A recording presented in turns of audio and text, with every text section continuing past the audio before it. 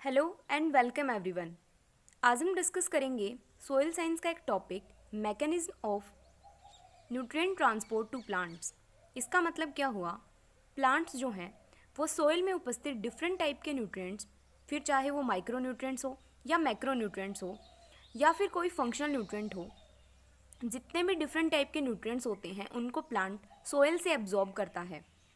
तो सोइल से प्लांट्स के अंदर तक के ट्रांसपोर्ट की जो मैकेनिज्म है वो कितने तरीके से हो सकती है, या फिर सोइल से प्लांट्स में न्यूट्रिएंट्स का मूवमेंट जो है वो किन किन डिफरेंट मैकेनिज्म के थ्रू पूरा किया जाता है, यही हमें इस टॉपिक में पढ़ना है कि mechanism of nutrient transport to plants क्या क्या हैं। There are three mechanism by which nutrient reach the surface of the root hairs.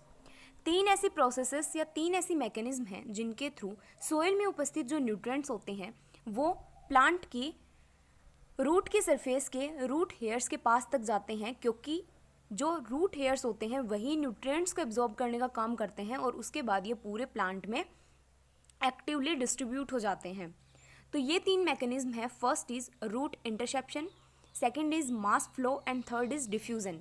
यानी कि इन तीनों मैकेनिज्म के थ्रू प्लांट जो है वो न्यूट्रिएंट को सोइल से अपटेक करता है। सबसे फर्स्ट जो मैकेनिज्म है वो है root interception. Root interception type की न्यूट्रिएंट अपटेक की मैकेनिज्म में क्या होगा, जहाँ जहाँ रूट फैलेगी या फिर जितना उसका सरफेस एरिया जितना ज़्यादा होगा उसके कांटेक्ट में आने वाले जो न्यूट्रिएंट्स होंगे उनको प्लांट की रूट्स के रूट हेयर्स के द्वारा एब्जॉर्ब कर लिया जाएगा। यानी कि दूर पड़े जो न्यूट्रिएंट्स हैं उनको एब्जॉर्ब नहीं किया जाएगा, जो रूट की सरफेस के पास वाले जो न्यूट्रिएंट्स हैं उनको इस मैकेनिज्म के थ्रू एब्जॉर्ब कर लिया जाता है। या फिर हम बोल सकते हैं वो न्यूट्रिएंट जो कि रूट या रूट हेयर्स के फिजिकल कांटेक्ट में आते हैं उन न्यूट्रिएंट्स को रूट्स के द्वारा एब्जॉर्ब कर लिया जाता है। तो इस टाइप के मैकेनिज्म को हम बोलते हैं root interception. Root interception type की न्यूट्रिएंट अपटेक करने की मैकेनिज्म में हमें वाटर की रिक्वायरमेंट नहीं होती है, या फिर वाटर का रोल जो है वो ज़ीरो होता है। Root interception occurs when a nutrient come into physical contact to the root surface. Occurrence of root interception increase as the root surface area. जितना ज़्यादा रूट का सरफेस एरिया होगा उतनी ही ज़्यादा रूट इंटरसेप्शन के थ्रू न्यूट्रिएंट ज़्यादा Uptake होंगे।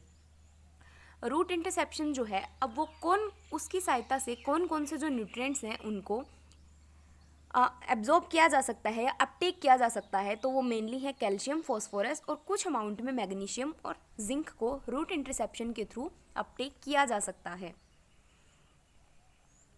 Next mechanism आती है मास फ्लो। ये बहुत ही ज़्यादा इम्पॉर्टेंट है क्योंकि मोस्ट ऑफ द न्यूट्रिएंट्स का अपटेक जो है वो इसी मैकेनिज्म के थ्रू होता है। मास फ्लो क्या है?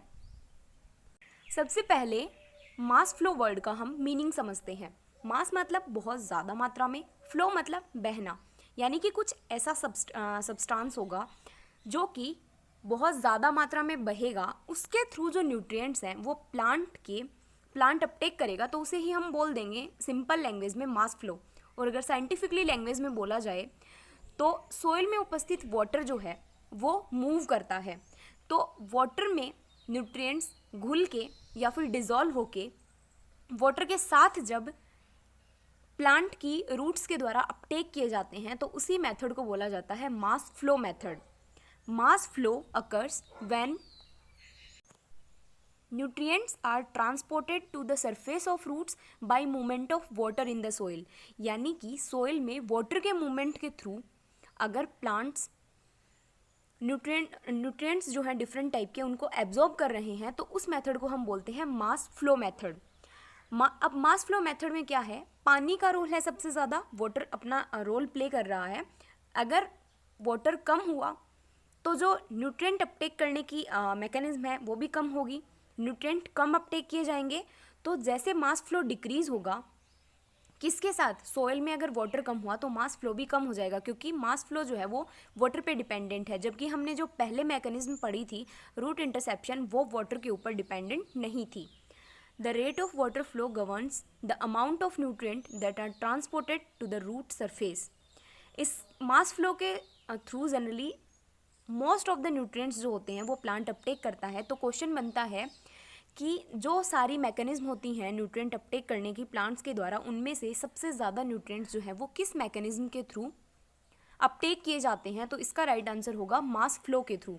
इसके through mainly nitrogen, calcium, sulphur, boron, manganese, molybdenum, copper जैसे बहुत सारे न्यूट्रिएंट्स को अपटेक किया जाता है प्लांट के द्वारा। Next, third and last type की जो मैकेनिज्म है प्लांट के न्यूट्रिएंट अपटेक करने की, वो आती है diffusion.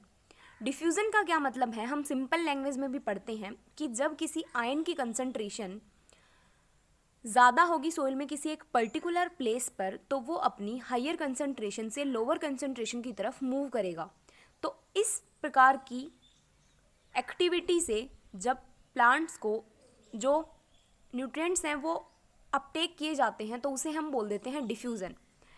When there is a difference in concentration of a particular nutrient within the soil solution, यानी कि soil solution में जब किसी एक particular nutrient की concentration में difference होता है, यानी कि एक पर्टिकुलर प्लेस पे न्यूट्रिएंट की कंसंट्रेशन ज़्यादा होगी और सोइल जो रूट सरफेस है उसके आसपास वाले एरिया में कंसंट्रेशन कम होगी, तो न्यूट्रिएंट जो है वो ऑटोमेटिकली अपनी हायर कंसंट्रेशन से लोअर कंसंट्रेशन की तरफ मूव करेगा और तब तक करता रहेगा जब तक कि दोनों के बीच में एक इक्विलिब्रियम स्थापित ना हो जाए या फिर दोनों प्लेसेस पे न्यूट्रिएंट की अमाउंट जो है वो सेम ना हो जाए या क्वांटिटी जो है वो सेम ना हो जाए। इसे हम बोलते हैं डिफ्यूज़न। डिफ्यूज़न रिलेटिवली एक स्लो प्रोसेस है, क्योंकि इसमें क्या होता है कि एक आयंस की एक थिन एक पतली फिल्म बनती है। डिफरेंट टाइप के जो न्यूट्रिएंट आयंस होते हैं उनकी एक पतली फिल्म के माध्यम से जब न्यूट्रिएंट्स को अपटेक किया जाता है, तो हम बोल सकते हैं कि वो भी एक टाइप का डिफ्यूज़न है। या फिर हम डिफ्यूज़न को एक्सप्लेन कर सकते हैं कि एक पतली फिल्म के माध्यम से न्यूट्रिएंट्स का अपटेक ही डिफ्यूज़न है। तो डिफ्यूज़न एक रिलेटिवली स्लो प्रोसेस है। जो हमने दो प्रोसेसेस पढ़ी हैं उनसे स्लो प्रोसेस है जनरली, और मास फ्लो से तो बहुत ही ज़्यादा स्लो प्रोसेस है, क्योंकि मास फ्लो में तो जिधर वाटर मूव कर रहा है उधर ही जो न्यूट्रिएंट्स या जो आयंस है वो मूव करेंगे। वाटर फिर चाहे किसी भी डायरेक्शन में मूव करे, वो वाटर के साथ ही मूव करेंगे। तो डिफ्यूज़न रिलेटिवली एक स्लो प्रोसेस है compare to the mass flow of nutrients with water movement towards the root. Hopefully आपको ये लेक्चर अच्छे से समझ में आया होगा। अगर आपको ये लेक्चर अच्छे से समझ में आया है तो चैनल को सब्सक्राइब कीजिए, और कोई भी डाउट है तो कमेंट बॉक्स में आप अपना डाउट जो है वो शेयर कर सकते हैं। Thank you.